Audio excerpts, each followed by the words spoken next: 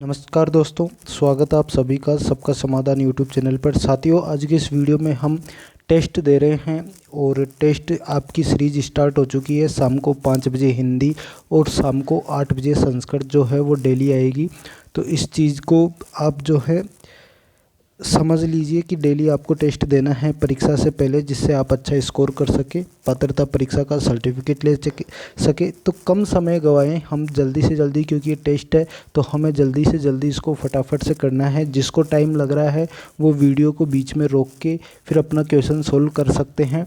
तो इस चीज़ को समझ लीजिए।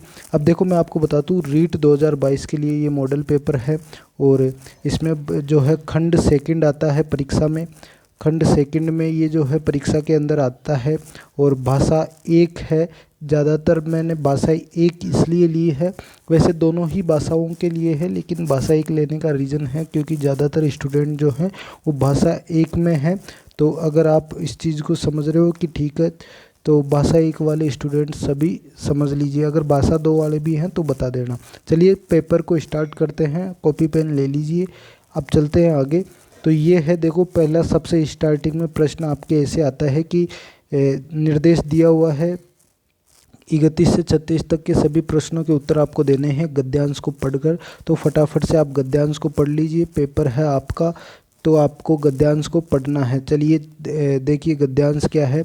हमारे देश की अधिकतर जनसंख्या निरक्षर व अशिक्षित है। इसमें भी प्रौढ़ समुदाय का प्रतिशत कहीं ज़्यादा है। इसकी वजह से यह है कि जहां हमारे समाज में प्रौढ़ों के लिए शिक्षकों का अभाव है, तो वहीं अधिक उम्र हो जाने पर के कारण प्रौढ़ भी बच्चों की तरह कक्षा में बैठकर पढ़ना पसंद कम ही करते हैं। ग्रामीण इलाके में प्रौढ़जन के पास समय का अभाव रहता है। परिणाम स्वरूप वे नियमित रूप से कक्षाओं में जाकर पढ़ नहीं सकते। चूँकि यहाँ का कृषक जीवन अत्यंत कठिन व श्रम साध्य है, जिसके कारण प्रौढ़जन को अपने कार्य की समाप्ति पर पर्याप्त आराम व मनोरंजन की आवश्यकता रहती है।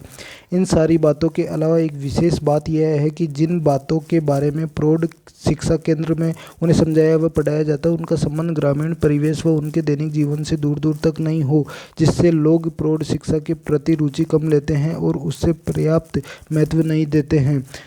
आज यह अति आवश्यक है कि ग्रामीण प्रौढ़जन को जो शिक्षा दी जाए उसमें उनके दैनिक जीवन की झलक हो। शिक्षा उनके कार्यों से संबंधित, जिससे वे स्वयं को और अधिक सक्षम बना सके तथा उसका उपयोग कर आर्थिक लाभ में भी वृद्धि कर सके। शिक्षा व साक्षरता के संपूर्ण फैलाव व उपयोगिता के लिए उद्योग तथा विकास के अन्य साधनों को गांवों तक पहुंचाया जाना चाहिए। अब देखो, इसको मैं बता दूं कि ये जो आपने पैराग्राफ पढ़ा, इसमें से ये प्रश्न आने वाले हैं।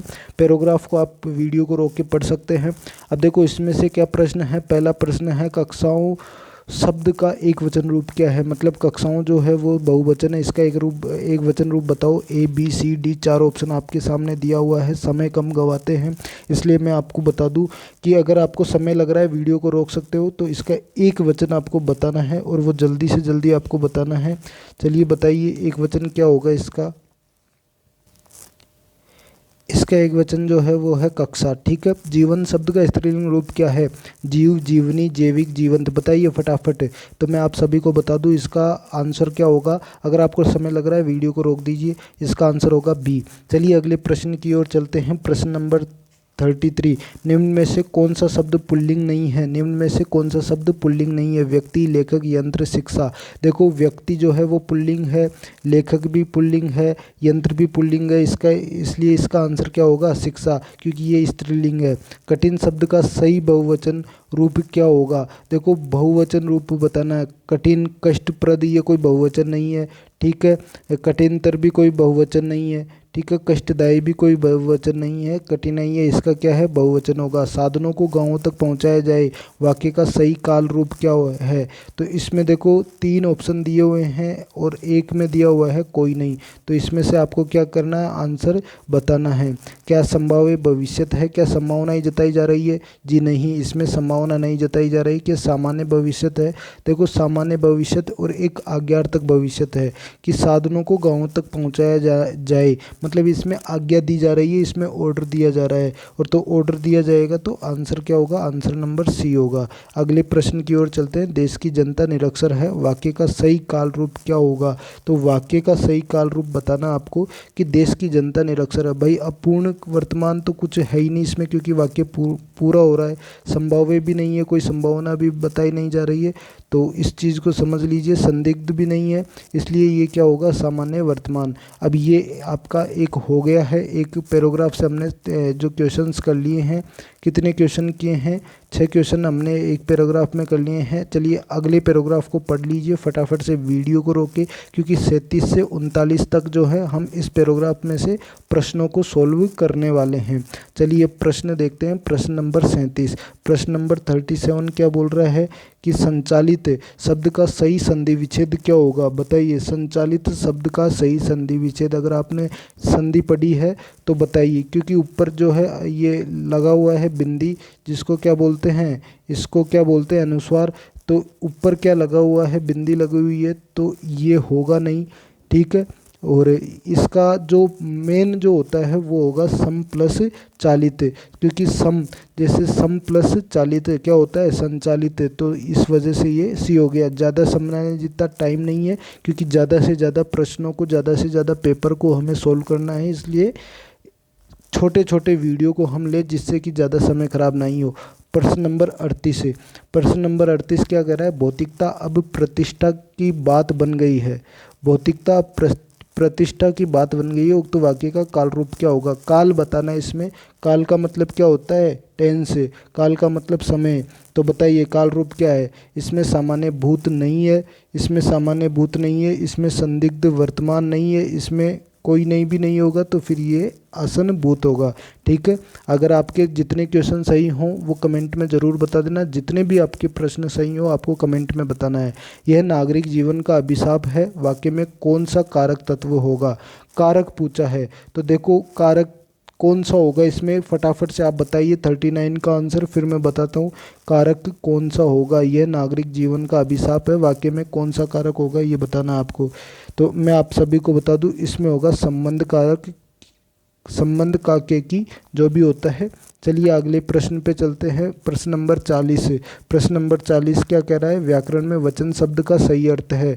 वचन शब्द का सही अर्थ बताना है। वचन का मतलब क्या होता है, तो वचन का मतलब क्या होता है, शब्द का सही अर्थ क्या होता है व्याकरण में, इस चीज़ का व्याकरण में। अब देखो आप कई सारे स्टूडेंट होते हैं, वचन जो हम व्यवहारिक नॉलेज में कि मैंने वचन दिया है, वो वाला वचन नहीं है ये जैसे एक वचन वाला, बहुवचन वाला, ये वाला। तो जितने भी ये बात जो आप वो वचन वाला व्यवहारिक बात होती है वो वाला नहीं है, तो ये भी गलत हो जाएगा और ये भी गलत हो जाएगा। वादा जो वचन आप समझते हो, और भाषा भी जो है वो गलत हो जाएगा, क्योंकि एक वचन और बहुवचन वाला मतलब ये है संख्या। संख्या से इसका तात्पर्य है। प्रश्न नंबर 41, कुसुम शाम के को घर गई, इस वाक्य में कौन सा काल है। अब इस वाक्य में तो सीधी सी बात आपको दिख रहा है कि हो गया काम, और कुछ रोड़ा बीच में नहीं अटका है, तो सामान्य भूत हो जाएगा। अगले प्रश्न की ओर चलते हैं। प्रश्न नंबर 42, निम्नलिखित में से किस शब्द का लिंग नहीं बदलता है। तो बताइए किस शब्द का लिंग नहीं बदलता है। मामा का मामी हो जाएगा, छात्र का छात्रा हो जाएगा, और चाचा का क्या हो जाएगा, चाची हो जाएगा। तो बचा क्या है, बताओ बताओ, बचा क्या है, साइकिल, ठीक है। अगले प्रश्न में देखो, निम्नलिखित में पुल्लिंग शब्द है, बुढ़ापा, जड़ता, घटना या दया। बताइए इसमें पुल्लिंग क्या है। देखो जड़ता पुल्लिंग नहीं है, स्त्रीलिंग है, घटना भी स्त्रीलिंग है, दया भी स्त्रीलिंग है, इसलिए बुढ़ापा क्या हो जाएगा, पुल्लिंग। कबीर कल बहुत सुंदर दिख रहा था। कबीर कब दिख रहा था, बहुत सुंदर कल दिख रहा था। तो सुंदर पर अंडरलाइन की है। उपयुक्त वाक्य में रेखांकित शब्द व्याकरण की दृष्टि से क्या है। संज्ञा है, सर्वनाम है, कारक है या विशेषण। बताइए सुंदर क्या होता है, सुंदर मतलब उसकी विशेषता बताई जा रही है, तो विशेषण होगा सुंदर। निम्न में से कौन सा युग्म बहुवचन का नहीं है। बताओ, प्राण, दर्शन, आंसू, होश। मतलब दोनों जो दो शब्द दिए हुए हैं, दोनों जो हैं बहुवचन के हैं, 3 ऑप्शन में तो और एक में नहीं है, तो इसका आपको बताना है। तो बताइए बताइए, सामान, जनता, प्राण, दर्शन, आंसू, होश, बाल, हस्ताक्षर, ये क्या है, ये इनमें से कौन सा नहीं है? तो बच्चों इसमें से जो है ये डी ऑप्शन नहीं होगा, जनता और सामान। ठीक है, इनमें से जनता और सामान, जनता को बुरा लग गया, जनता बुरा मान गई, तो ये जो जनता होती है वो एक वचन में मानी जाती है। ठीक है, जनता आ गई, जनता गई, तो इस वजह से। ठीक है, और बाकी मैंने हस्ताक्षर, मेरे हस्ताक्षर यहाँ पर है, इस वजह से ये बहुवचन है। मेरे बाल, मेरे प्राण, मेरे दर्शन, मेरे आंसू, मेरे होश, ये सभी क्या है, बहुवचन है। अगले प्रश्न पे चलते हैं, प्रश्न नंबर 46 है। किस शब्द का एक पर्यायी पुल्लिंग है और एक स्त्रीलिंग है? बताइए। एक तो पुल्लिंग है, किस शब्द का एक पर्यायी पुल्लिंग है और एक, मतलब दो पर्याय होते हैं, दोनों में से एक पर्याय तो क्या होता है, पुल्लिंग होता है, और एक पर्याय क्या होता है, स्त्रीलिंग, जो है ग्रंथ। ठीक है, ग्रंथ का एक पर्याय क्या होता है, पुल्लिंग, और एक स्त्रीलिंग। बेगम शब्द का पुल्लिंग रूप क्या है? बेगम शब्द का पुल्लिंग रूप होता है बादशाह। बेगम का पुल्लिंग, आपने अगर ताश पत्ते खेले हो तो उसमें भी आप सीख सकते हैं। ठीक है, हर चीज़ बुरी नहीं होती है। अगला प्रश्न देखिए 48, वह मेरे पास आया था, वाक्य में काल रूप है। वाक्य में क्या काल रूप है? वह मेरे पास आया था, मतलब कौन सा काल है वो? जो है आसन भूतकाल है, या अपूर्ण है, या संदिग्ध है? नहीं है, क्योंकि ये सीधा सीधा दिख रहा है कि काम पूरा हो गया, कि वह मेरे पास कल आया था या कभी भी आया था पहले, जो भी है भूतकाल में। ठीक है, इसके बाद में बात करते हैं अगले प्रश्न की ओर। यदि वर्षा होती तो फसल अच्छी होती, वाक्य का उचित काल रूप क्या है? क्योंकि इसमें क्या कर रहा है ये, अगर वर्षा होती तो, अगर वर्षा होती तो मतलब यदि वर्षा होती तो, अगर ऐसा होता तो, वो होता है हेतु हेतु मद भूतकाल। अगर खास ऐसा होता तो ऐसा नहीं हो पाता, तो ये चीज़ें क्या होती है, हेतु हेतु मद में होती है। ठीक है, अभी आशा ने कहानी सुनाई है, आशा ने क्या की है, कहानी सुनाई, इसमें कौन सा काल है? प्रश्न में ये पूछा है, प्रश्न नंबर 50 है। तो इसमें काल कौन सा है? इसमें है बच्चों आसन भूतकाल। आशा ने कहानी सुनाई है, आसन भूतकाल। ठीक है, अगले क्वेश्चन की तरफ चलते हैं। क्वेश्चन नंबर 51, निम्न में से सभी पुल्लिंग शब्द है। निम्न में से सभी मतलब ऐसे आपको ऐसा ऑप्शन पे टिक करना है जिसपे सभी शब्द क्या हो, सभी शब्द क्या हो, वो हो पुल्लिंग। तो उनमें से कौन सा ऑप्शन है, जल्दी से देख के बताइए, जिसमें सभी शब्द क्या है, पुल्लिंग है। जिसमें सभी शब्द क्या है, पुल्लिंग। ये मिठास है ऊपर वाला। ठीक है, तो बताइए। तो मैं आप सभी को बता दूं, वो ऑप्शन है option number B, option number B. अब मुझे बताना कमेंट में कितने क्वेश्चन आपके सही हुए हैं। ठीक है, निम्न में से सभी पुल्लिंग शब्द नहीं है। प्रश्न नंबर 52, सभी शब्द क्या है, पुल्लिंग नहीं है, ये आपको बताना है। गंगा, धड़कन, ठोकर और झनकार, इनमें से सभी शब्द पुल्लिंग नहीं है। आप देख लीजिए, पुल्लिंग के 4 ऑप्शन आपको दिए हुए हैं, उनमें से ऑप्शन नंबर ए ऐसा है जिसमें सभी शब्द पुल्लिंग नहीं है। अगला प्रश्न देखिए 53, निम्न में से सत्य है। निम्न में से सत्य कथन आपको बताना है। उपचार, इजहार क्या है, पुल्लिंग है। गौरव, उषा क्या है, स्त्रीलिंग है। आयु, वजन क्या है, पुल्लिंग है। सभी सत्य हैं, वो ऑप्शन बताइए। इसमें निम्न प्रश्न नंबर 53 में क्या ऑप्शन आपके होगा? तो मैं आपको बता दूं, सत्य ऑप्शन आपको बताना है, वो है उपचार और इजहार, दोनों क्या है, पुल्लिंग है। अगला प्रश्न देखो, निम्न में से स्त्रीलिंग शब्द कौन सा है? निम्न में से सभी शब्द स्त्रीलिंग बताने हैं, सभी शब्द क्या बताने, स्त्रीलिंग, जो होगा ऑप्शन नंबर बी। देखो, अगर आपको समय ज़्यादा लग रहा है, क्योंकि हम इस वजह से करवा रहे हैं ताकि आपका समय ख़राब ना हो, जल्दी से जल्दी हम टेस्ट दे लें। लेकिन अगर आपको समय ख़राब मतलब समय ज़्यादा लग रहा है, तो आप वीडियो को रोक रोक के भी आप सॉल्व कर सकते हो। ठीक है, क्योंकि अगर आपके पास ये ऑप्शन है तो आप उसका यूज़ कर सकते हो। बाकी मैं स्पीड इसलिए ले रखा हूँ क्योंकि कई सारे स्टूडेंट ऐसे हैं जिनका समय ख़राब ना हो और वो जल्दी जल्दी हो जाए, और हमारा वीडियो भी ज़्यादा लंबा ना हो, जिससे आपका ज़्यादा जो है नेट वगैरह वो भी बच सके। तो इस वजह से हमने ये चीज़ें अपनाई है। तो आपको अगर टाइम लग रहा है, वीडियो को रोक के देख लीजिए। प्रश्न नंबर 54 में कौन सा ऑप्शन होगा? ऑप्शन नंबर बी होगा। प्रश्न नंबर 55, यह घटना अप्रत्याशित है, वाक्य में रेखांकित शब्द का अर्थ है। अप्रत्याशित का अर्थ क्या है, बताइए, फटाफट पढ़ के बताइए। जिसकी पहले से ही आशा की जा सके, जिस घटना की आशा न की जा सके, अप्रत्याशित का मतलब होता है ऑप्शन नंबर बी। अगला क्वेश्चन देखिए 56 में, कि निम्न में से एक वचन शब्द है, निम्न में से एक वचन शब्द कौन सा है? राजधानी, देश, शहर, लोग।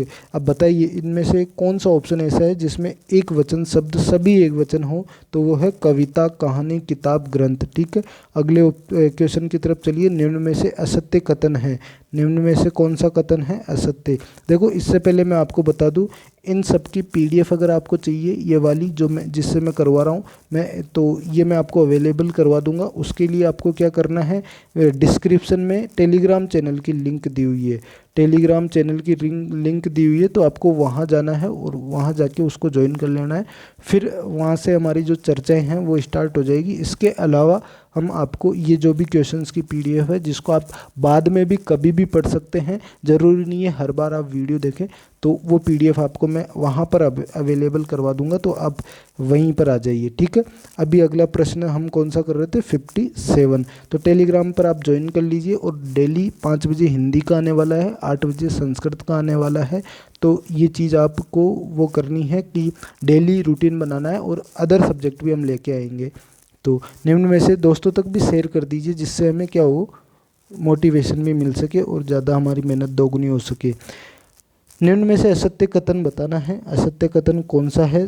तो मुझे बताइए। वह कलात्मक जाता है, वह कलकत्ता जाता है, सामान्य वर्तमान काल है, या सही है ये भी। रमा मंदिर गई होगी, संदिग्ध वर्तमान है, हाँ सही है। वर्षा हो रही थी, भूतकाल है, अरे ये भी बिल्कुल सही है। तो सभी सत्य कथन क्या हो गए? सभी सत्य हैं। अगला क्वेश्चन देखते हैं, क्वेश्चन नंबर 58। गीता से रोज भोजन पकाया नहीं जाता, वाक्य में रेखांकित किया है। गीता से रोज भोजन पकाया नहीं जाता, वाक्य में रेखांकित पद क्या है? बताइए। जाता, जाता स्त्रीलिंग एक वचन पुल्लिंग है, या एक वचन स्त्रीलिंग है, या बहुवचन पुल्लिंग या स्त्रीलिंग है? तो ये है एक वचन पुल्लिंग। अगला क्वेश्चन है, निम्न में से बहुवचन शब्द है, निम्न में से बहुवचन शब्द बताइए कौन सा है? क्वेश्चन नंबर 59 पढ़ के बताइए। देखो, दर्शन, हस्ताक्षर, आंसू, प्राण, आप, तुम, हम, हमारा, जो भी है वो आप आंसर बताइए। 59 तो ये क्या है? सभी शब्द बहुवचन। कौन से में? ऑप्शन नंबर ए में। अगला क्वेश्चन देखो, क्वेश्चन नंबर 60। निम्न को सुमेलित कीजिए। ये क्या है? काल के प्रश्न है, बताइए, जल्दी से बताइए, जल्दी बताइए बिल्कुल। ऑप्शन कौन सा सही होगा? ये ऑप्शन नंबर ए है, ये ऑप्शन नंबर बी है, ठीक है, ये ऑप्शन नंबर सी है, और ये ऑप्शन नंबर डी है। तो इनमें से आपको टिक लगाना है कौन सा सही है, तो वो है ऑप्शन नंबर सी। ठीक है, समझ में आ गया? ये हमारा पेपर हो गया है। इसकी पीडीएफ या मुझसे जुड़ने के लिए टेलीग्राम चैनल की नीचे लिंक दी हुई है, जल्दी से ज्वाइन कर लीजिए और अपने दोस्तों तक ये वीडियो पहुंचा दीजिए।